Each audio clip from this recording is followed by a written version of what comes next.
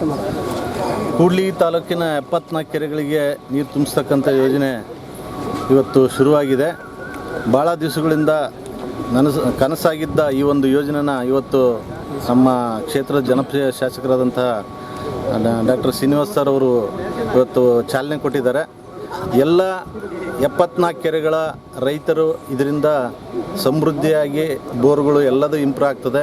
ನಮ್ಮ ತಾಲೂಕು ನೀರಿನಿಂದ ಕಂಗೊಳಿಸ್ತದೆ, ಹಸಿರಿನಿಂದ ಕಂಗೊಳಿಸ್ತದೆ. ಇದು ಭಾಳಷ್ಟು ದಿನಗಳ ನಮ್ಮ ಹೋರಾಟದ ಒಂದು ಪರಿಶ್ರಮದ ಫಲ.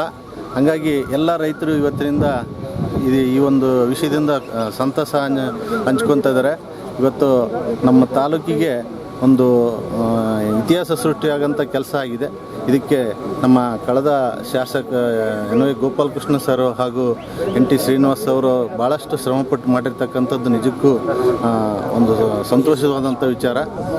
ಇವತ್ತು ನಮ್ಮ ಎಲ್ಲ ರೈತರು ಅವರಿಗೆ ಅಭಿನಂದನೆ ಸಲ್ಲಿಸ್ತಾ ಇದ್ದೀವಿ ನಾವು ಅವರ ಈ ಒಂದು ಕೆಲಸ ಕಾರ್ಯದ ಪರವಾಗಿ. ಧನ್ಯವಾದ.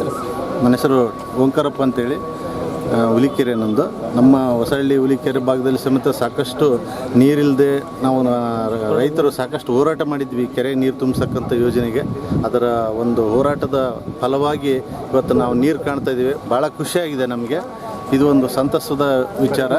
ತಾಲೂಕಿನ ಎಲ್ಲ ಜನತೆ ಸಮೇತ ಈ ಒಂದು ಬರಗಾಲದಲ್ಲಿ ನಾವು ನೀರು ಕಾಣ್ತಾ ಇದ್ದೀವಿ ಅಂದರೆ ನಿಜಕ್ಕೂ ಸಂತೋಷವಾದಂಥ ವಿಚಾರ.